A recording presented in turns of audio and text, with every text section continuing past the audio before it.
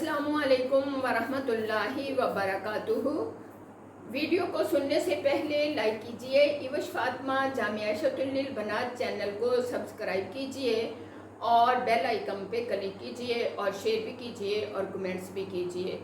तो अलग नंबर पे कॉल भी कर सकते हैं, कोई किसी का मसला है तो। अब अक्सर जो है मैसेज आए कि बाजी घर में छिपकलियाँ बहुत हैं, इधर वाइट बैकर है हमारे इधर शहर में, वो भी पूछने आया बच्चा कि क्या करें, हमारे चूहे नहीं ख़त्म होते, हमारे जो है शॉप पे बहुत ज़्यादा हैं।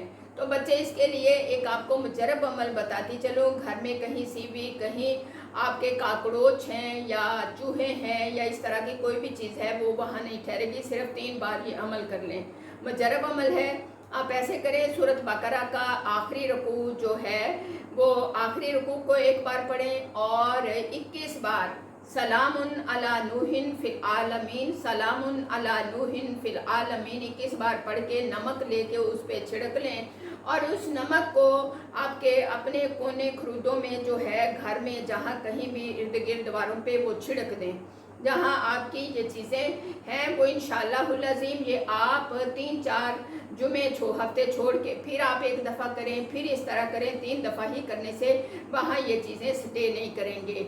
तो बेटा बात है यकीन की, जब यकीन से कुरान और सुन्नत पे अमल किया जाए तो फ़ायदा होता है। अब दूसरा जो इसका हल बताऊं वो भी आप साथ करें। कहीं से भी सूरत रहमान जो है पूरी लिखी हुई लेके उस जगह पे लगा दें दीवार पे वो सीनरी, तो इंशाअल्लाहुल अज़ीम वहाँ ये चीज़ें ठहरेंगी नहीं। और फिर जिस जगह जिस घर में रोज़ाना जो है असर की नमाज में पढ़ लें या वैसे तलावत कर लें असर की नमाज में, क्योंकि नमाज में पढ़ा हुआ 70 गुना उसका अजर बढ़ जाता है। 1 दफ़ा पढ़ी तो वो 27 दफ़ा हो गई, फिर पढ़ी तो फिर 27 हो गई उसका अजर 27 गुना बढ़ जाता है। सॉरी, पहले मैं 70 कह गई लेकिन 27 गुना बढ़ जाता है। तो मेरे बच्चों वो बुलंद आवाज़ में अपनी 2 रकतों में बेशक 2 फ़र्ज़ों में पढ़ ले। पहली में 30 आयतें और दूसरी में जो है बकाया जो है तकरीबन वो बनती हैं 30 और 3 33 आयतें दूसरी रकतों में पढ़ ले। पहले में पढ़ ले 45 और फिर पढ़ ले 33 और 2 रकतों में सूरत रहमान पढ़ी जाती है।